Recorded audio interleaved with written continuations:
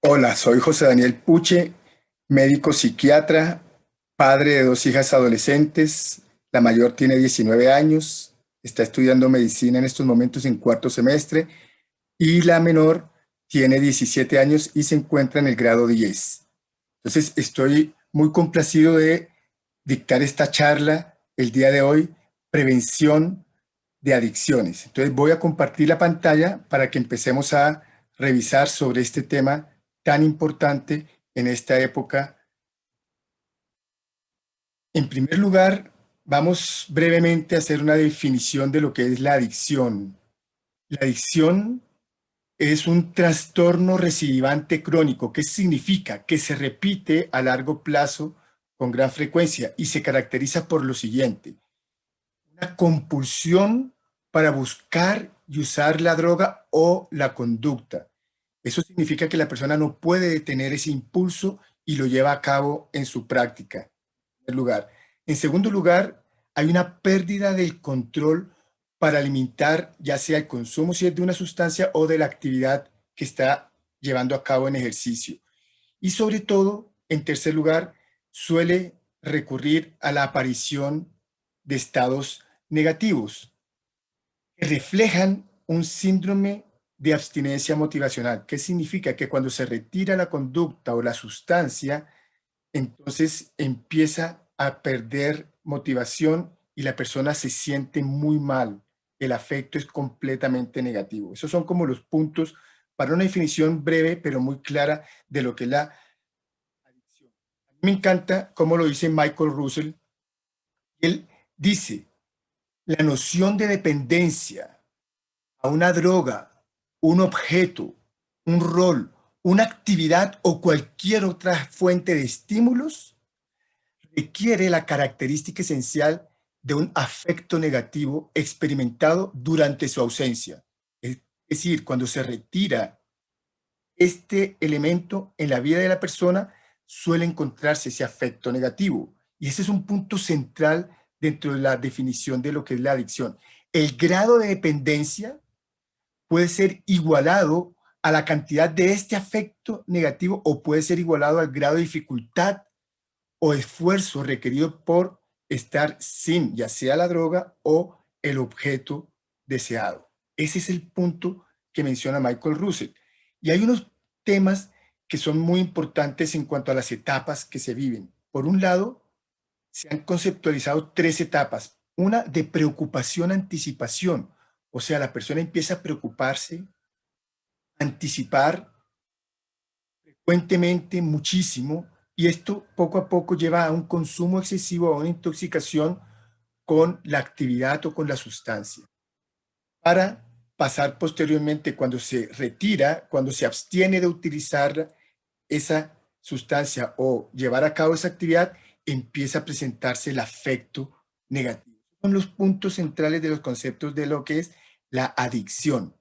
Pero yo quiero tengamos presente desde un inicio que hay muchos sistemas cerebrales implicados en el desarrollo de una adicción. Y esto tiene que ver con algunas partes del cerebro que son las encargadas cuando existe esa intoxicación, cuando está la retirada y cuando está la preocupación, anticipación. Hay diferentes circuitos cerebrales implicados.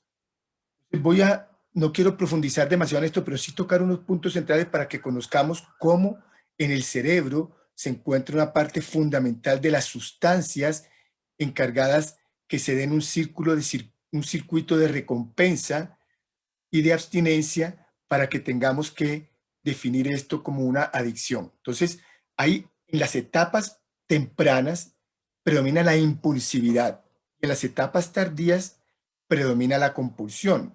Entonces, en ese sentido, la conducta, el periodo donde predomina la impulsividad, está motivada por el reforzamiento positivo. Quiere decir que cada vez que más la adquiere, siente más sensación placentera. Pero la conducta en el periodo que predomina la compulsión está motivada por un reforzamiento negativo. Y quiere decir que mientras menos lleva a cabo la conducta o tiene la sustancia a la mano, ahí predomina un afecto negativo, se refuerza negativamente esta situación. Yo quiero que tengamos en cuenta lo siguiente. El cerebro tiene unas vías que son sumamente importantes, que se llaman las de la dopamina, que es un neurotransmisor central. Entonces, estas vías dopaminérgicas están en un núcleo central que se llama el núcleo accumbens y en la sustancia negra y el cuerpo estriado. Estas son fundamentales para la sensación de recompensa o satisfacción, pero hay otra parte del cerebro que está en la frente, en la corteza prefrontal, en esta región, y esta es la región donde se toman las decisiones y se llevan a cabo lo que se llaman funciones ejecutivas. Es muy importante cómo opera nuestro cerebro para ese sistema. Este sistema cerebral se llama sistema de recompensa y la corteza prefrontal, el núcleo accumbens en esta zona y la amígdala, que es una de las partes donde se encuentra la memoria emocional, son muy importantes tanto en un momento para los impulsos sensitivos como los impulsos motores en toda esta región. Y yo quiero que veamos brevemente cómo funciona este tema, ya que cuando hay una adicción, hay un ciclo donde se incrementa progresivamente una falta de regulación entre esos mecanismos cerebrales de recompensa, antirrecompensa. Quiere decir que la persona siente un beneficio, un refuerzo positivo cuando consume la sustancia o lleva a cabo la conducta, o antirrecompensa cuando deja obtener esa sustancia o deja de obtener esa conducta, lo que resulta en un estado emocional negativo. Y esto es lo que lleva a la persona a empezar a usar compulsivamente para volver a obtener esa sensación de satisfacción o de recompensa o de la conducta. Entonces, tengamos en cuenta que esto funciona de una forma muy interesante a nivel de nuestro cerebro. Por ejemplo, yo les muestro aquí un cerebro saludable. Se encuentra en rojo todo lo que son las vías de la dopamina, pero aquí está un cerebro con adicción y noten cómo las vías de la dopamina, esas que estaban rojas en el saludable, desaparecen. Esta ausencia de los transportadores de la dopamina es lo que lleva a cabo un proceso de antirrecompensa o de insatisfacción o de necesidad compulsiva por volver a utilizar esa sustancia o esa conducta. Entonces, tengamos en cuenta cómo funciona el cerebro. Pero también podemos hablar que hay adicciones de diferente tipo. No solamente existe la adicción química, sino que existe otras formas de adicción. Pero veamos las químicas por un momento. Adicciones químicas están el alcoholismo, que es quizás la sustancia más utilizada, que en una época fue ilegal, actualmente es la más utilizada legalmente. De hecho, existen en nuestro país patrocinadores de nuestra selección Colombia que realmente promueven en mayor o menor grado sustancias alcohólicas. Entonces es algo que socialmente es muy utilizado y muchos lo utilizamos socialmente. Pero algunas personas que tienen, y lo vamos a ver posteriormente, jóvenes, adolescentes, que entren en contacto con esta sustancia, puede llevar en algún momento determinado a una adicción dependiendo de ciertos factores. Pero el alcoholismo quiero tenerlo como punto central porque es una de las sustancias más utilizadas, es una de las más investigadas, de las más estudiadas y de las que más se encuentra información científica y en todas las partes que podamos tener sobre lo que es las adicciones. Entonces, el alcoholismo es quizás la principal adicción que ha sido estudiada, muy bien estudiada, investigada, y cuando se presenta su abstinencia, se presentan unos síntomas bastante importantes. Otra sustancia muy frecuentemente utilizada, que hoy día poco a poco se ha venido disminuyendo su uso, porque antiguamente realmente existiera un gran abuso, es la adicción al tabaco. La adicción al tabaco, a la nicotina, también tiene muchísima influencia a nivel del cerebro, a nivel de los núcleos de recompensa y de antirrecompensa que habíamos anteriormente, pero es algo que se utiliza con gran frecuencia y particularmente los jóvenes tienden a utilizarla como una forma de percibirse mayores. Entonces son dos de las adicciones legales más frecuentemente experimentadas y que la vivimos en el día a día y son completamente comunes en la vida diaria. Ahora, ya vienen otro tipo de adicciones químicas con sustancias que no son legales y que conllevan a otro tipo de situaciones, como la adicción a la marihuana.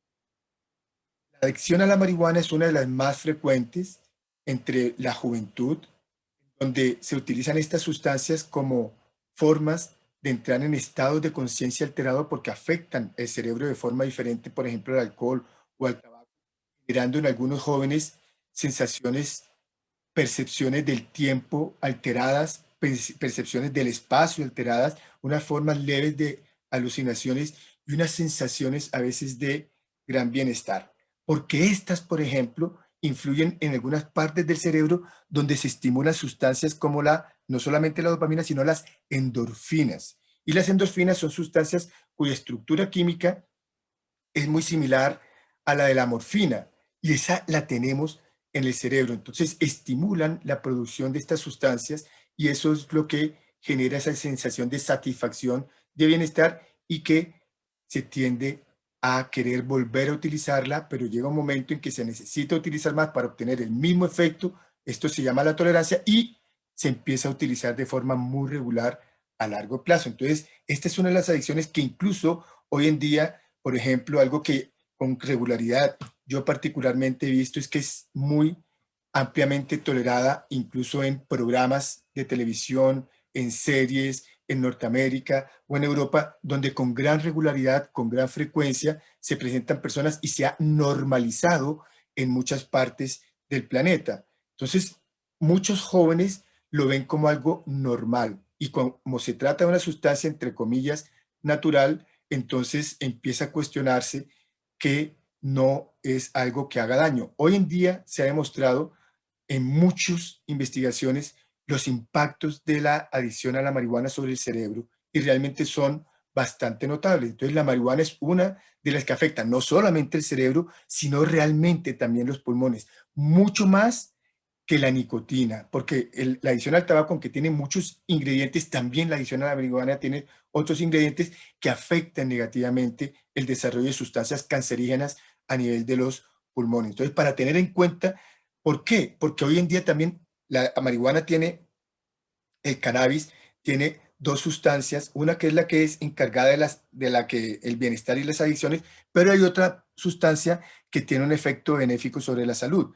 Esa es la que está siendo estudiada y en algunos casos tanto para el asma, para dolores crónicos, para el glaucoma o para otras enfermedades realmente sirve, pero es porque tiene uno de los elementos de la marihuana, de la parte química, que sí funciona benéficamente, pero la otra funciona de una manera verdaderamente tóxica para el cuerpo, pero especialmente para el cerebro, para tenerlo muy presente. O sea, es un mito que no haga daño, sí hace daño.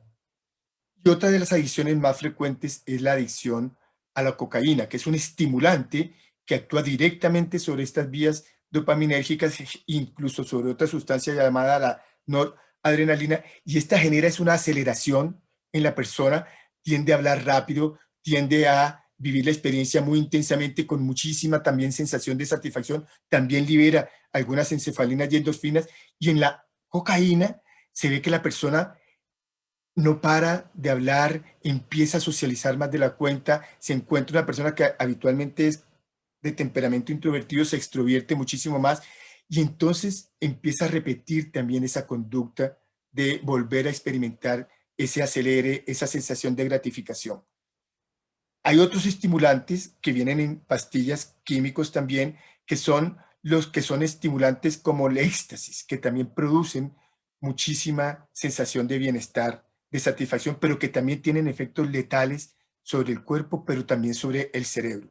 Entonces, con respecto a las drogas, dice Peter Calibas en el 2008, la adicción a las drogas está basada en cambios patológicos en la función cerebral producida por agresiones farmacológicas repetidas en los circuitos cerebrales que regulan la interpretación que hacen las personas a los estímulos motivacionalmente relevantes y su respuesta conductual a los mismos. Y eso significa que nosotros tenemos dentro de nuestro cerebro también una farmacia interna que es estimulada por estas sustancias y que estos neurotransmisores empiezan a alterarse de una manera absolutamente importante, alterando la conducta de la persona a largo plazo y teniendo lo que se llaman los síntomas de adicción y de abstinencia cuando no tiene la sustancia a la mano o cuando no está teniendo la conducta deseada.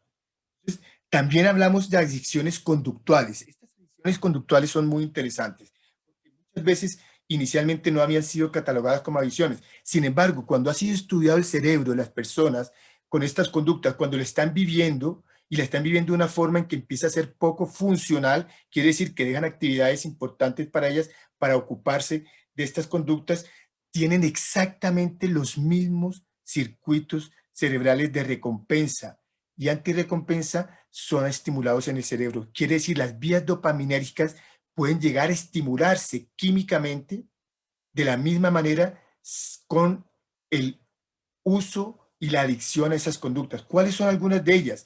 La ciberadicción. Muchos elementos, por ejemplo, de ciberadicción, adicción a las redes, adicción a estar metido en Internet, a estar buscando cierto tipo de elementos, por ejemplo, de pornografía. Todo esto son adicciones que realmente tienen un efecto muy poderoso sobre el cerebro, sobre estos circuitos de recompensa y antirrecompensa. La ludopatía, los videojuegos. He tenido pacientes jóvenes con adicción a los juegos y estos jóvenes muchas veces dejan de estudiar, se trasnochan y continúan a veces en un ciclo vicioso terrible que lo lleva muchas veces a suspender semestres y en algunos casos necesitan un tratamiento intensivo porque se puede convertir en una verdadera adicción. Otros son el gasto compulsivo, comprar demasiado, la adicción a los teléfonos, a los celulares, a estar involucrados con las mismas redes y la persona no puede parar. A veces se pierden relaciones por este tipo de adicciones que a veces no son consideradas por algunas adicciones, pero realmente sí tienen exactamente el mismo efecto sobre el cerebro. Y la adicción al sexo, tanto a la pornografía como a la vivencia directa con el sexo. Estas son formas de adicciones conductuales que tienen el mismo efecto sobre el cerebro. Para tenerlo presente, porque muchos jóvenes pueden empezar. Yo tengo un caso reciente de un joven que ha tenido adicción fuerte a la marihuana y cuando hemos explorado con él anteriormente cuáles eran sus características personales, él empieza a decirme que tiene desde los 12 años, 13 años, una gran adicción al juego. Y él empieza a definirse que él tiene una tendencia adictiva al juego, posteriormente a las relaciones y posteriormente a la marihuana. Desde los 16 años ha tenido esa conducta, hoy día ya tiene 21 años, pero ha persistido, aunque está en la universidad, sigue teniendo ese elemento y en estos momentos está en un síndrome de abstinencia precisamente por este tema, pero este tema se venía presentando de una conducta adictiva a este tipo de elementos anterior a la sustancia química, a la marihuana, para tenerlo presente porque es algo que se presenta con mucha regularidad en la vida de los jóvenes. Yo quiero tocar en profundidad lo que es precisamente la adolescencia. Y esta es una palabra que no quiere decir adolecer, sino al contrario, es adolescere. Esto significa que están en etapa de crecimiento. Los jóvenes están en una etapa de crecimiento, una etapa de conocerse a sí mismos, de desarrollar su identidad, de desarrollar su conciencia del otro también y cómo se relacionan con los demás. Es una etapa que pasa de la familia a lo social, a sus grupos de amistades que son muy importantes, pero en donde ellos empiezan a ver si encajan o no encajan, fuera de todos los cambios biológicos que tienen en su crecimiento físico. Muchas veces crece primero el cuerpo que su aspecto emocional. Entonces son jóvenes que el cuerpo crece, que su mente crece en mucho sentido porque pueden pensar muy bien, pero sus emociones a veces quedan a mitad de camino. Veamos poco a poco cómo funcionan estas etapas de la adolescencia y son tres etapas bien interesantes. La puberal, que está entre los 11 y los 13 años, realmente los muchachos que están entre quinto a séptimo grado. La etapa nuclear entre los 14 y los 17 años y están los grados de octavo a décimo y la etapa juvenil. que este es de 18 años en adelante y este está desde el grado 11 hasta los 99 años. Entonces, estas son tres etapas supremamente importantes. Veamos una a una cada una de estas etapas de la adolescencia. Con respecto a la identidad, la sexualidad y la autoridad. La identidad en los púberes de 11 a 13 años, los que están entre quinto y séptimo grado, es confusa. No saben todavía si son niños, si son adultos, están en ese momento de crecimiento donde empiezan a crecer cada vez más. En las jóvenes llega el periodo, hay cambios biológicos, cambios hormonales muy importantes. En algunos hay regresión, como que no quieren crecer, quieren todavía mantenerse niños, sin ningún tipo de responsabilidades. Ese tipo de conductas se pueden dar a nivel de su identidad y hay una ambivalencia con respecto a su rol. Exactamente no saben en dónde se encuentran, pero en algunos casos desarrollan una gran tendencia a su fantasía con respecto a quién quieren ser, a quién quisieran ser, en quién quisieran convertirse. Elementos de esta etapa, la sexualidad, hay una tendencia de introversión por estos cambios que se están dando a nivel del, por ejemplo, en los jóvenes el vello púbico, en las mujeres casualmente con respecto a la primera aparición del periodo menstrual. Entonces hay una tendencia a la introversión por estos cambios físicos que están teniendo y empiezan a explorar su cuerpo, cada parte de su cuerpo, todo lo que va sucediendo, todo lo que va apareciendo. Y en muchos casos no están satisfechos con esto. Su autoimagen, la sensación con respecto a sí mismos, empieza a bajar su autoestima. Entonces, en estos casos, empiezan a explorar también cómo obtener satisfacción. Todo el principio en algunos jóvenes de la masturbación, empiezan a darse este tipo de exploraciones en sí mismos con respecto a las sensaciones placenteras.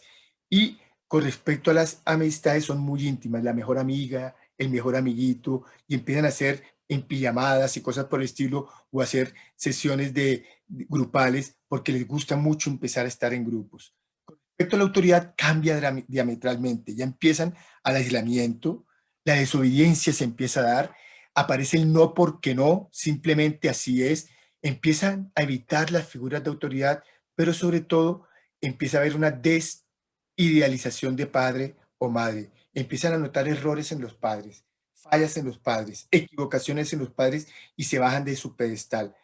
Como antes de los 10 años estaban en un pedestal, eran el superpapá o la supermamá, aquí empieza esa bajada del pedestal.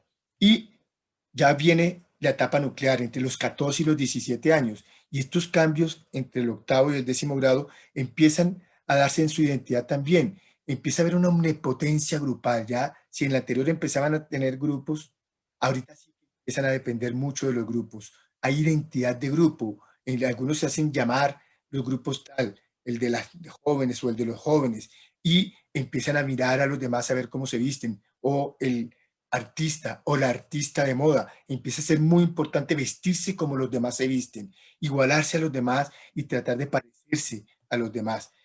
Más la comunicación a nivel de sus grupos. Todo lo obtienen a nivel de su identidad a través de sus amigos, de sus amigas y los grupos que van construyendo en el colegio, en el vecindario o con personas de la misma edad. Su sexualidad empieza a ser confusa y muy narcisística, a tener temores a la homosexualidad. Aparecen estos temores. El noviazgo muchas veces es interesante porque se comparten. Es la época en donde más se cambian de pareja. Entre el amiguito y la amiguita del mismo grupo empiezan a tener muchas interacciones a este nivel. Entonces es bien interesante cómo se da, pero también empiezan a darse momentos de maltrato.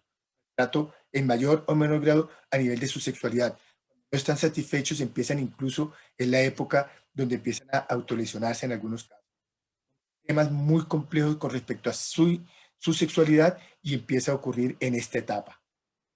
La autoridad manda el grupo, el líder, la líder es quien manda. Hay rebelión, en algunos casos hay rupturas de las normas, no quieren saber nada de normas, no quieren saber nada de reglas y en algunos casos piensan incluso en matar al padre o a la madre. Es cuando llaman a su papá o a su mamá de lo peor, es un distanciamiento muy grande de sus figuras de autoridad. Y en algunos casos su normativa es antiadulto. Todo lo que dicen los adultos no está bien. Las normas de los adultos no son para nosotros. Es una época bastante compleja. Ya en algunos casos se puede presentar el pandillaje. estar en pandillas, en grupos, en donde tienen problemas con la autoridad, incluso con la ley, con las policías. Eso se da en estas edades de manera muy importante. A nivel ya juvenil, de los 18 hasta los 99 años, quiere decir de 11 en adelante, ya se da una actividad más individual, ya no pertenecen al grupo, se da más intimidad, se da más autonomía. Hay un proyecto de vida que se establece ya en este momento, empiezan a apuntar en una dirección determinada. Ya aquí empiezan a reprimir la adolescencia, ya no les gustan las conductas de la adolescencia, ya no las quieren, las dejan a un lado. Y aparece la heterosexualidad, se empieza a vivir con mucho mayor responsabilidad, se disfruta de hecho ya la sexualidad y hay una elección de pareja clara. En estos casos el grupo pierde protagonismo. Y con respecto a la autoridad empieza a cambiar, ya empieza a cuidar mucho más su reputación, empieza a tener un reconocimiento de la autoridad cada vez mayor. Empieza a aparecer la culpa sana, que es necesaria para cada ser humano. La culpa sana es la que nos ayuda a no desarrollar lo que se llama la sociopatía o las conductas sociopáticas. Cuando una persona tiene culpa sana, sabe que ha hecho algo mal en contra de otros y esa culpa es necesaria que aparezca y lo tiende a reparar. Y hay una reconciliación ya en esta etapa con los padres. De ser lo peor, ahora empiezan a darse cuenta que tienen muchos elementos, lo entienden más, pueden ponerse mucho más fácilmente en su lugar. Entonces, esta es una de las etapas interesantes que se da a nivel juvenil, pero yo quiero poner de presente lo que es el tema del desarrollo cerebral. Estas son imágenes del cerebro saludable en niños que van desde los 5 a los 20 años. El contacto, ahora sí, con sustancias, con el alcohol, con la marihuana, con la cocaína, con el éxtasis, con cualquiera de estas sustancias psicoactivas, es fundamental que se dé a más tarde mejor. ¿Por qué? Porque el cerebro va madurando, el cerebro no está totalmente maduro. Ustedes noten aquí la corteza prefrontal a los 20 años es muy diferente a la que está en los años anteriores, está en periodo de maduración, muchos de los circuitos neuronales están en maduración poco a poco. Mientras más tarde entre en contacto un joven, una joven, con sustancias o incluso con ciertos elementos psicoactivos, mucho mejor, porque el cerebro maduro puede tomar decisiones, puede decidir mucho más claramente que un cerebro no maduro. Entonces, la importancia de que se aplace si es que entra en contacto con estas sustancias a mayor edad, mucho mejor que entre en contacto, si entra en contacto. Si es muy temprana, hay mayor riesgo. ¿Por qué? Porque un cerebro inmaduro no tiene una capacidad frontal de desarrollo en la toma de decisiones y ahí puede quedar pegado a los circuitos de recompensa y antirrecompensa que veíamos anteriormente. Entonces, esto es crítico y es crucial. Las crisis que se dan en la adolescencia son de diferente orden. Estas crisis se dan de identidad. ¿Quién soy? ¿Quién quiero ser? ¿Qué hago aquí? Pero sobre todo hay una que es, no me hallo en ningún lugar. La autoridad, tú no me mandas, no te creo, sí, ¿qué? Entonces, esos son elementos que veíamos que se dan frecuentemente en esta etapa. La corporeidad, la sexualidad, ¿será que le gusto a ella? ¿Será que no le gusto? ¿Qué debo hacer? Y aparecen muchos temores e inseguridades en estas edades. Además, en lo social, este es el mundo en el que tengo que vivir. Hay unos cuestionamientos reales con respecto a la sociedad. Hay una sensación de rechazo. No se sienten incluidos. Hay gran presión y estrés en este sentido de la parte social. Y hay las crisis de papá y mamá. En algunas oportunidades, cuando alguno de los dos fallece o si hay una separación, aparecen estas crisis entre papá y mamá. Cuando ya los niños están ya no tan jóvenes, sino ya están en el final de la adolescencia, muchas veces hay crisis de los padres y estas crisis conllevan a renuncias, conllevan a duelos de diferente tipo. Y estos son elementos críticos también en esta etapa de la adolescencia.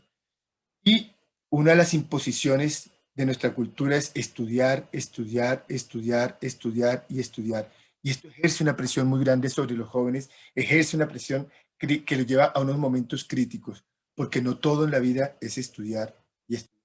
Es algo que es bien importante tenerlo presente. ¿Qué propicia la crisis de la adolescencia? Propician inseguridad, sin sentido y aburrimiento. Estas tres sensaciones son muy importantes. nos llevan poco a poco a que los jóvenes empiecen a buscar actividades y emociones importantes, donde se sientan activos, donde se sientan mucho emoción y sensaciones que los conecten en mayor o menor grado con los demás. Esta etapa se pueden presentar mucha sensación de distracción, ansiedad y gran riesgo. En últimas, esta es una etapa de gran vulnerabilidad. Conductas o a sustancias. Muy vulnerables son nuestros jóvenes en estas etapas a conductas o a sustancias. Por eso es muy importante apoyarlos y ayudarlos. Y desde nuestro rol como padres, ¿cómo podemos apoyarlos? ¿Cómo podemos ayudarlos? En primer lugar, disminuyendo los llamados factores de riesgo y incrementando lo que son llamados los factores de protección. Vamos a ver en profundidad estos factores de riesgo y los factores de protección de cómo desde nuestro rol de padres podemos acompañarlos y podemos apoyar a nuestros hijos en estas etapas. Los factores de riesgo son culturales, por un lado, muy importantes porque aparecen elementos en la cultura que van a ser definitivos tanto en el lenguaje como en las creencias que se dan a nivel de la cultura, los factores vinculares que se dan en la relación entre padres e hijos de diferente tipo y los factores personales o individuales, donde también aquí vamos a verlos uno a uno cada uno de estos factores. Entre los factores de riesgo culturales están algunos como el inmediatismo y el facilismo, todo tiene que ser ya, inmediatamente. Algo que, por ejemplo, necesitamos aprender a enseñar a los hijos es en este inmediatismo y este facilismo. Por ejemplo, si el móvil o el celular de nuestros hijos se daña, inmediatamente quieren otro para mañana, para ayer. Y esto necesitamos muchas veces enseñarles poco a poco a que tengan una capacidad de aplazar o la satisfacción, porque este inmediatismo no lleva a una capacidad de postergar la gratificación. Uno de los estudios más poderosos que se hicieron sobre este tema es el estudio de los jóvenes pequeños en edades tempranas que se les ponía un bombón o un masmelo y los investigadores estaban ubicados, algunos detrás del espejo y otros mirando lo que sucedía. El investigador le decía, aquí tienes un bombón, niños entre los 4 y los 6 años. Si yo salgo dentro de un rato, voy a hacer una gestión, vuelvo dentro de 10 minutos. Si a los 10 minutos no te has comido este bombón, yo te doy 2 bombones. Efectivamente, luego que se iba el investigador, algunos jóvenes inmediatamente se comían el bombón, porque era el placer inmediato, la gratificación inmediata. Otros se abstenían de hacerlo, algunos luchaban contra sí mismos para no comérselo. Este estudio que se llevó a largo plazo detectó que los jóvenes que lograron contenerse, a diferencia de quienes comieron de inmediato, tenían elementos en sí mismos que les eran protectores, mientras que los otros tenían un riesgo de ese inmediatismo o esa impulsividad. Tener en cuenta, muchas veces en nuestra cultura los valores son relativos y estos valores relativos quiere decir que todo es válido en algunos momentos y ciertas cosas se pueden hacer y se pueden dar. Entonces, este relativismo de valores lleva a cuestionarlos frecuentemente en la adolescencia y a no tenerlos presentes, muchas veces a obviar esos elementos de valor en sus propias vidas. Tecnologías de información y comunicación hoy en día son quizás uno de los factores de riesgo más regulares, más frecuentes, el acceso fácil a las redes desde muy temprano. De hecho, hay estudios que muestran cómo jóvenes menores de 13 años no necesitarían tener, por ejemplo, Facebook o Instagram o estas redes y todos los riesgos que se dan por estas tecnologías de información.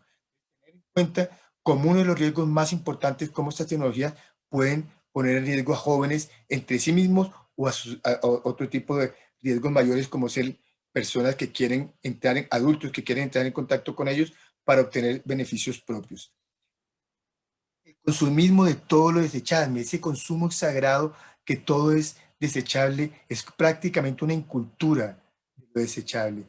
Todo se vuelve obsoleto rápidamente, entonces nos lleva a un consumismo exagerado en muchos sentidos, que esto lleva a los jóvenes a también consumir y consumir y consumir muchas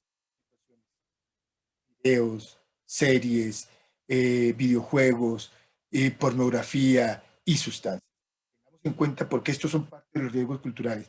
Una obsesión cultural por el éxito, por la fama, por el dinero.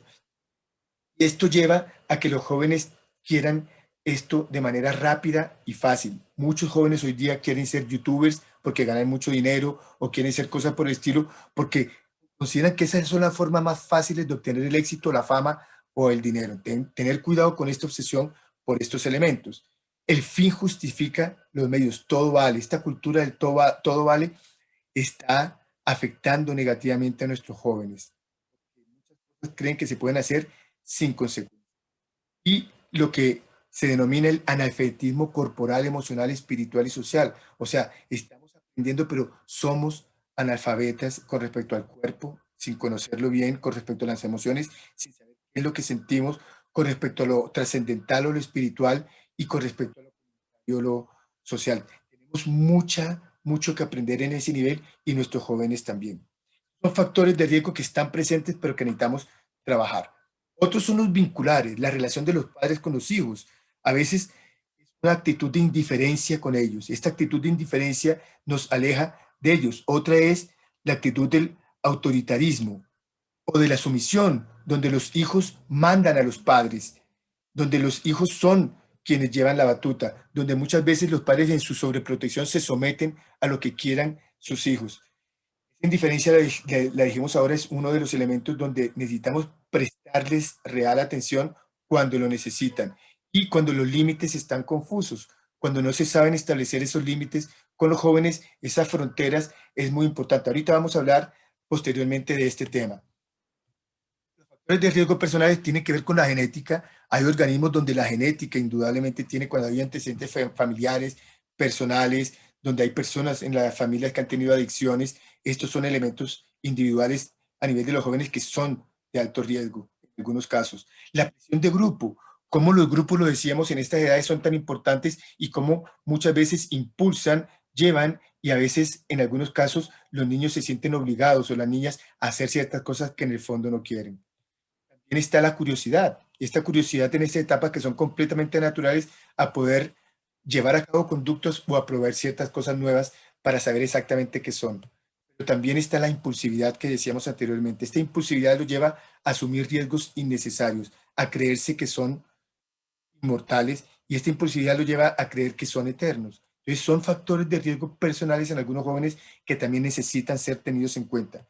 Y yo quiero tocar sobre todo desde el rol de los padres y de los colegios, sobre todos los factores protectores. Estos factores protectores tienen que ver con tres percepciones. La percepción de riesgo, tanto los jóvenes saben o no, son conscientes del riesgo, y lo decíamos anteriormente, muchos jóvenes no son conscientes de los riesgos que tienen. A mayor conciencia del riesgo, mayor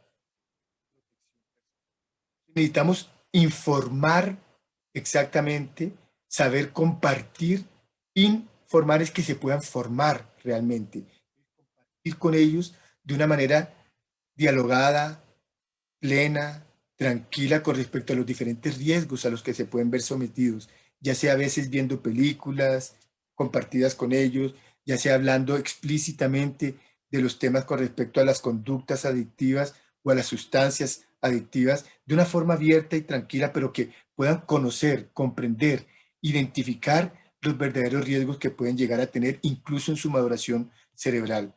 La percepción de las influencias normativas, y esto lo vamos a tocar posteriormente, cómo consideran ellos la influencia de la autoridad, de qué forma están percibiendo la autoridad, qué es lo que ocurre cuando están percibiendo la autoridad, cómo perciben el rol de sus padres, sobreprotectores,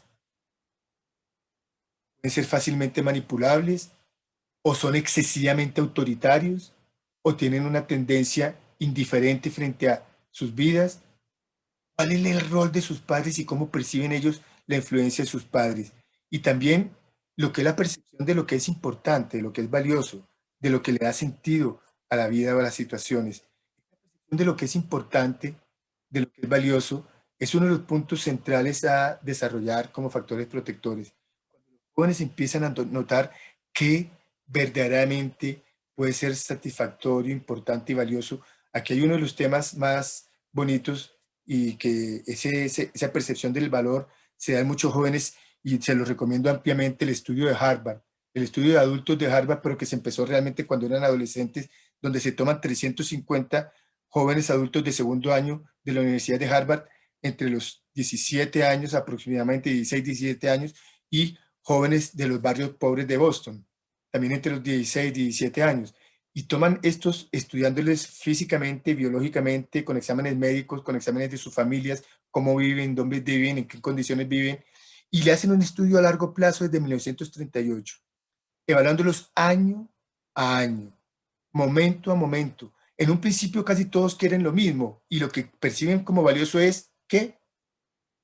El dinero, la fama o los grandes logros. Eso es lo que viven todos los jóvenes, al igual que los millennials actuales. Pero posteriormente, cuando ya el estudio sigue, se incluyen a los hijos de ellos, se incluyen a las parejas de ellos, a los nietos de ellos, y ya en el estudio actual, en esta época ha habido 4 directores de ese mismo estudio. Actualmente se les ha preguntado qué es lo que los ha hecho felices y no ha sido el dinero, no ha sido la fama, no ha sido los grandes logros. Lo único que los ha hecho felices han sido las relaciones positivas con los demás. Es ahí donde está el valor más importante. Relaciones positivas con la familia, con las amistades, relaciones positivas en sus trabajos. Eso es lo que realmente ha sido el factor más importante. Entonces, esta percepción de valor es muy importante que empiecen a desarrollarla de estas etapas tempranas, porque eso es uno de los factores fundamentales de protección para ellos. Y esto es lo que va a permitir que en el fondo ellos tengan una sensación de acción consciente y cuidado consigo mismos. Consciente y cuidadosa. En muchos casos, promover actividades de este orden a nivel de su propia conciencia corporal, de su propia conciencia emocional y mental son muy importantes como factores protectores, porque les ayuda a ellos a desarrollar la atención juiciosa y cuidadosa sobre sí mismos. Entonces, para tener en cuenta cómo funcionan estos factores protectores, yo quiero, de todos modos, mencionar dentro de estos elementos que pueden favorecer esos factores protectores, cómo nosotros podemos realmente ayudar, colaborar, apoyar para favorecer esos factores protectores del inicio. Lo primero es tener una visión integral del ser. Todos los seres humanos, cada hijo, hija es único, cada adolescente es único y es no solamente un cuerpo, sino tienen emociones, tienen pensamientos, tienen un espíritu, tienen una visión integral, tienen un mundo relacional, es una visión integral de ellos a nivel de su integralidad como seres humanos. Entonces, tener una visión integral nos ayuda a percibirlos como una totalidad en el ser a nivel físico, emocional, mental, espiritual y relacional. Esos son elementos de una visión integral sobre nuestros jóvenes. Pero además de esa visión integral y considerarlos como únicos e irrepetibles, necesitamos tener en cuenta su cuerpo, su alma y su espíritu en su totalidad. Y además de eso, los elementos que les pueden reportar a ellos, disciplina, actividad física, una actividad regular, algo que realmente hagan a nivel deportivo, a nivel personal, que se comprometan, que se involucren, que se enrolen en actividades, ya sea los jóvenes o las jóvenes, pero que realmente desarrollen una actividad disciplinada, regular, de la que se hagan responsables. La mayor parte de los jóvenes que desarrollan esto tienen un factor protector inmenso a nivel deportivo o a nivel emocional, a nivel de algunas actividades que nosotros podemos promover en nuestros hijos, una rutina, por ejemplo, con respecto a la música, al piano, a la flauta, a el deporte, el fútbol, la danza, la gimnasia, cualquier actividad que realmente les ayude a tener unos tiempos, unos horarios con los que se comprometan, una responsabilidad que hagan a largo plazo. Estos son elementos que los van a ayudar y que les va a permitir desarrollarse como seres humanos de una forma extraordinaria. Como padres, amar activamente, no pasivamente, realmente ejercer el amar a nuestros hijos, estando en presencia con ellos en actividades que les corresponden, donde nos necesitan, en sus eventos importantes, en sus reuniones, estar presentes. Muchas veces en algunos círculos he oído hablar de que a los hijos se les da un tiempo breve y de calidad. Yo diría un tiempo amplio y también de calidad. Y significa eso, ejercer el amor presencialmente en cada una de las actividades que ellos hacen. Poder vivirlos, decírselos, expresárselos, y enfatizar ese afecto genuino que sentimos por ellos. Y eso significa también saber establecer los límites que vamos a hablar, porque esa autoridad necesita ser firme, pero también amable y siempre basada en valores que compartamos, puntos a tener en cuenta y que voy a mencionar posteriormente y voy a extenderme un poquito en este punto de la autoridad firme y amable basada en valores compartidos. Pero también necesitamos promover la autonomía con factores protectores. Muchos de nosotros infantilizamos a nuestros hijos. Promover la autonomía es ayudarlos a que ellos se hagan independientes, se hagan autónomos, se valgan por sí mismos. Vamos a ver ahorita algunas pequeñas actividades que nosotros podemos invitarlos a hacer para que desarrollen esa.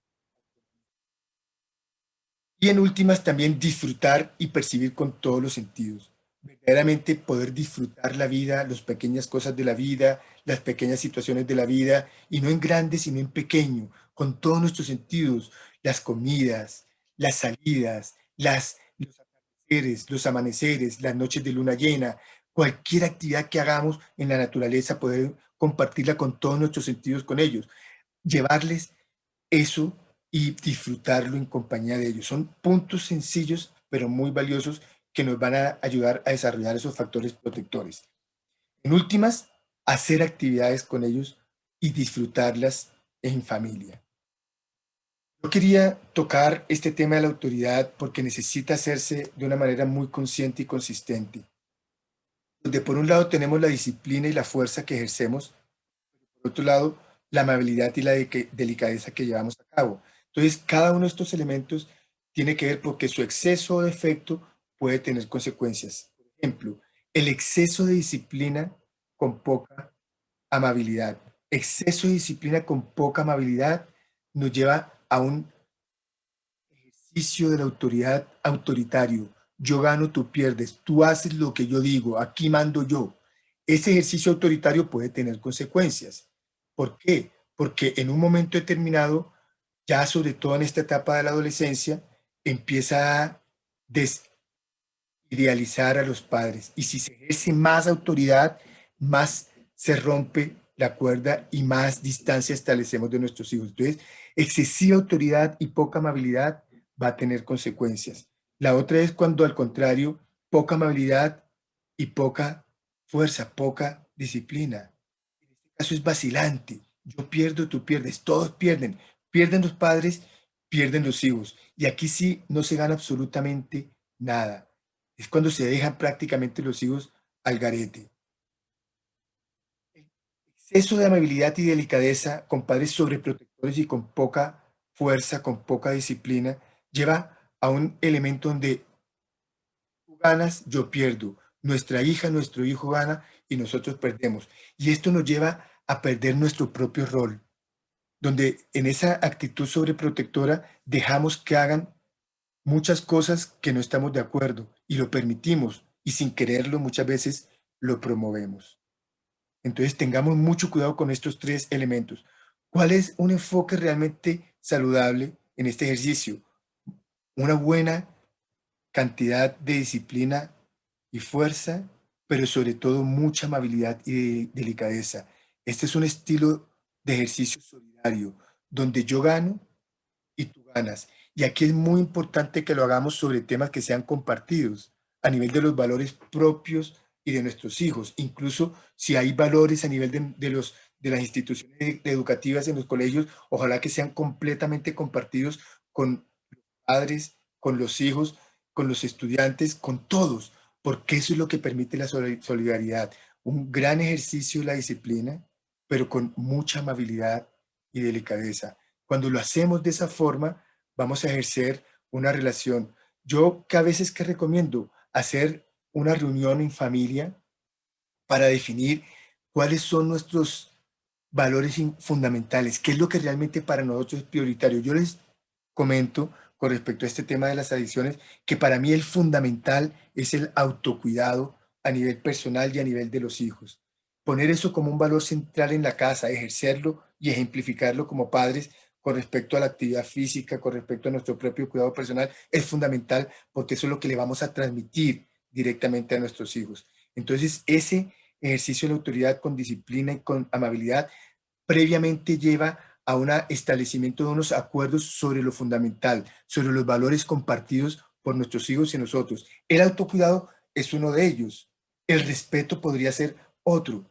Son valores que podemos promover y ser conscientes de ellos compartiéndolos con nuestros hijos a nivel de unos ejercicios de convivencia básica y sólida. Entonces, yo se los recomiendo porque puede ser elementos que cambien esa dinámica y un factor protector extraordinario a largo plazo.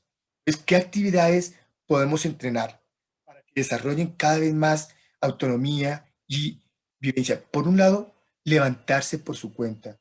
Muchos padres se convierten en despertadores de sus hijos. Permitir que se despierten por su cuenta, darles una alarma para que ellos tengan su propia alarma y se sepan despertar. No solamente despertarse, sino que puedan escoger su propia ropa, ordenarla, ellos mismos llevar a cabo su propio proceso. Al mismo tiempo, que ayuden en la casa y si tenemos un trabajo donde nos pueden ayudar, que nos ayuden con el trabajo. Esto es algo muy, muy importante que se involucren en ese tipo de actividades. En la medida en que ellos hacen esas actividades y se hacen responsables, asumen esas responsabilidades básicas consigo mismos y con la casa, eso es un entrenamiento para la vida desde muy temprano, desde muy joven. Avisar qué horas llegan o si se van a demorar, avisar. Eso es algo que necesita establecerse desde el principio, porque eso ayuda muchísimo a que ya yo digo que la propia regulación emocional se da cuando llevan a cabo eso, saben sus tiempos, sus momentos y se los comparten a sus padres. Estudiar por su cuenta, que ellos puedan aprender a hacer y organizar su estudio, sus tiempos de estudio, sus momentos de estudio, que realmente lo lleven a cabo por sí mismos. Que en algunos casos pueden necesitar un apoyo exterior, también es necesario que ellos lo pidan, que ellos lo busquen, que ellos se animen a hacerlo y nosotros quizás en esos momentos también apoyarlos si necesitan colabore o les apoye en un tema que de pronto no estén comprendiendo a cabalidad. Buen trato en todo momento. Muchas veces se ha dicho, como se decían a nuestros abuelos, que a veces la letra con sangre entra o que tenemos que enseñar es a veces con golpes. Realmente eso nunca ha dado resultado. Siempre quedan huellas en mayor o menor grado. Entonces, un buen trato en todo momento es el ejercicio del buen trato, firme, pero buen trato. Momentos de quietud, de silencio y de atención plena, mindfulness, estar verdaderamente atentos, incluso invitarlos a hacer a veces enseñanza de estos temas, permitirles que ellos tengan momentos para sí mismos de silencio, de quietud y que puedan observarse a sí mismos, enseñarlos a respirar, enseñarlos a que ellos puedan hacer prácticas de respiración consciente, a ser conscientes de sí mismos, de su cuerpo, para que lo cuiden, para que aprendan a estar presentes en el aquí y en el ahora. Son puntos claves para entrenar. Ayudarles a manejar el dinero, a conocer las cuentas de la casa, darles periódicamente un dinero para que lo utilicen durante este tiempo. Generalmente a mí me gusta inicialmente empezar por la semana, esta es tu semana, y posteriormente la mensualidad, para que ellos aprendan a organizarse. Si tienen un paseo o una excursión, darles el dinero y que exactamente sepan cómo medirse. Siempre buscando no qué es lo que yo quiero, sino qué es lo que yo necesito, qué es lo que realmente necesito, si esto es imperioso y necesario o no. Esa pregunta es muy importante que la empiecen a capitalizar y a interiorizar. Aprender a responder por sus errores cuando se equivocan, haciendo algo indebido frente a otros y que pongan la cara en muchos momentos. Eso es otro elemento fundamental para ellos.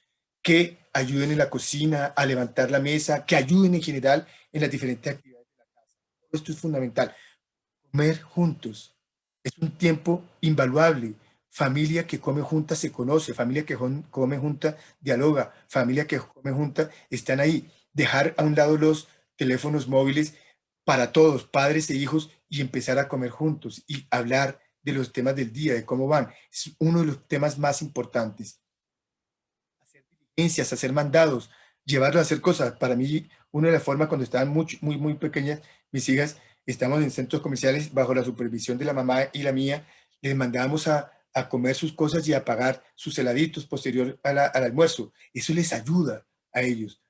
Sepan que pueden hacer cosas por sí mismos. Todos son actividades que les van a ayudar en la autonomía, en el conocimiento de sí mismos, en el estar más satisfechos consigo mismos. Y por último, lo que es una educación positiva. Una educación positiva implica enfatizar en las fortalezas de nuestros hijos, ver verdaderas fortalezas, cualidades, virtudes, destrezas, señalárselas y ayudarles a seguir materializando, incrementando esas fortalezas. Dar lo que verdaderamente nuestros hijos hacen bien y ayudarlos con eso es fundamental. A largo plazo es lo mejor. Muchas veces se enfatiza y culturalmente en la debilidad, en la falla, en el error. Necesitamos identificar las fortalezas y promoverlas, cultivarlas, elogiarlas y alimentarlas como corregir el hacer y cuidar el ser, tener mucho cuidado con el lenguaje tiene poder, hablar a nivel de la conducta que se puede corregir y mejorar y cuidar la identidad. Muchas veces le decimos, es que eres desordenado, es que eres esto, es que eres lo otro, eres necio. No, es decir, lo que estás haciendo no me gusta, ¿cómo lo puedes mejorar? ¿Qué puedes hacer para mejorar? ¿Cómo lo puedes cambiar? ¿Qué vas a hacer de aquí en adelante para cambiarla? Esas preguntas ayudan a corregir el error, a corregir la conducta no deseada y cuidar el ser, cuidar la identidad de nuestros hijos es lo más importante.